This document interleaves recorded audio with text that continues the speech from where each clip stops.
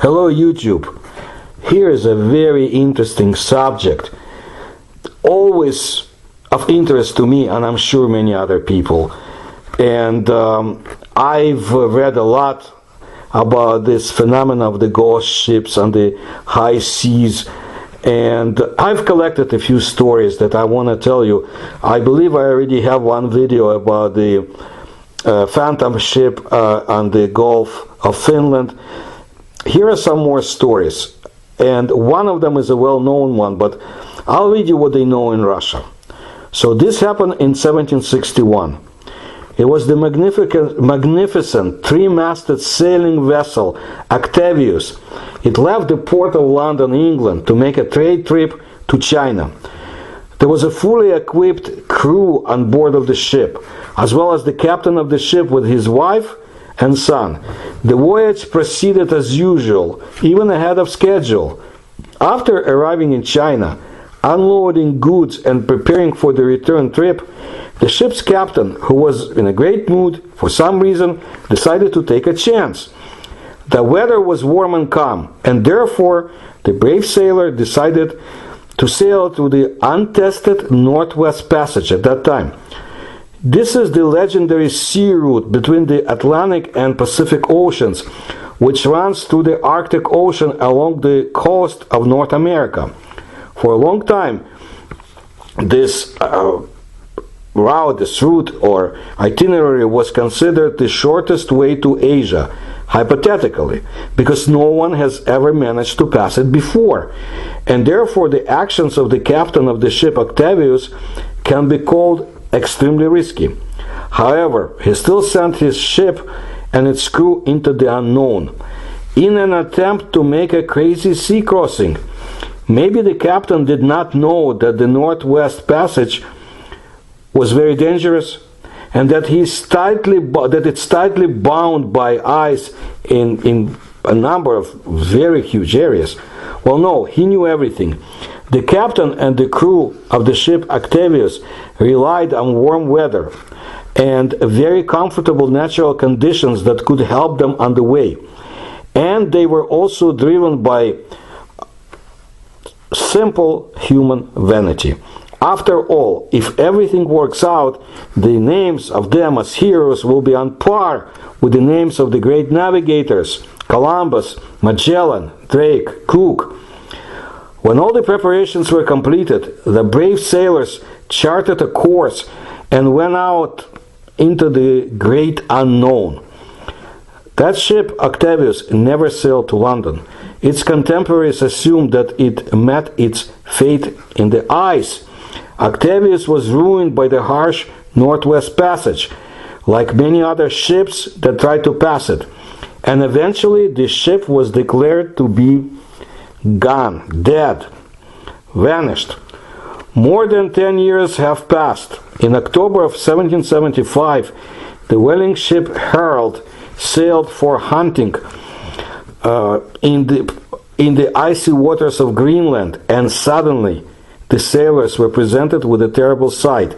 In the distance, they saw a schooner that seemed to be just floating aimlessly on the sea, on the surface of the sea. The whalers decided to approach it, and when they did, they observed that there was no one on the deck, and that the ship seems to have been abandoned for a very long time, despite the fact that it was in perfect working condition and was not damaged at all.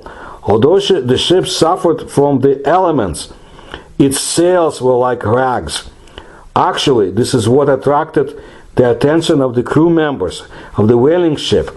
Having studied the mysterious ghost ship more thoroughly, while remotely, the sailors concluded that it was the long-lost Octavius. This information caused a storm of emotions among the team members. Everyone was wondering, where was the ship all this time? And what happened to its crew? Where did it go? The crew of Herald intended to find out. So the captain sent a boarding party to conduct further investigation. When the boarding party carefully climbed onto the Octavius, its members heard only the sounds of gusts of wind and waves lapping against the side of the abandoned ship. No one responded to the screams. After walking along the creaking deck, the sailors prepared to enter the gloomy interior of the ship. They lit their way with lamps, in which small flickering lights danced, dispelling the darkness. Making their way through the gloomy corridors, they opened the first cabin, and they found a terrible sight. There was a dead man inside, frozen to the state of ice. His posture indicated that he froze instantly, without even having time to understand anything. The whalers penetrated further and further into the ship and discovered more and more frozen bodies. All of them were perfectly preserved, and they looked like insects stuck in amber. It looked very intimidating. It was as if all these people just suddenly froze in place while going about their daily business. The entire crew of that ship Octavius, consisting of 28 people, was found in this condition. However, when the sailors reached the captain's cabin, everything became really strange and scary. When the sailors entered the cabin, they observed that someone was sitting at a table with his back to the door. The body looked so real that it seemed like it was going to turn around and ask something. When the whalers got closer, they saw that it was the captain, and he sort of froze in place, like all the other people on board. His stiff, statue-like hand was still clutching the pen that was hung over the ship's logbook, where the entry was made, dated November 11, 1762. The rest of the cabin was in perfect order. The inkwell was neatly on the table, everything was in its place, and all this created an eerie feeling that this person was simply frozen in a matter of seconds. Even more eerie were the frozen bodies of his wife and child found in the next cabin. A review of the logbook showed that the last recorded location of the Octavius was actually north of Utqiagvik, Alaska. However, there was no further information about what happened to the ship after that. But the most interesting thing was this: considering where the ship was discovered, it still managed to pass the Northwest Passage, regardless of whether there was someone alive on board or not. The crew of that ship, of Herald, was very scared and hurried to leave the place of discovery of the ghost ship. And that was the last time anyone saw Octavius. Since then, its fate is unknown.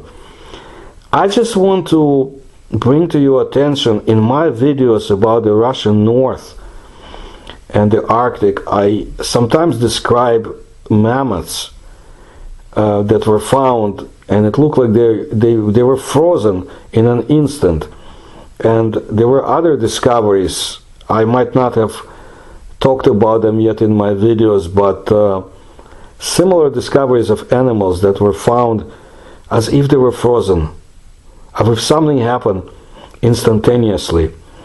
To me, this looks very similar. Anyway, we don't know what happened with Octavius, of course. We don't know what happened to the ship and the crew.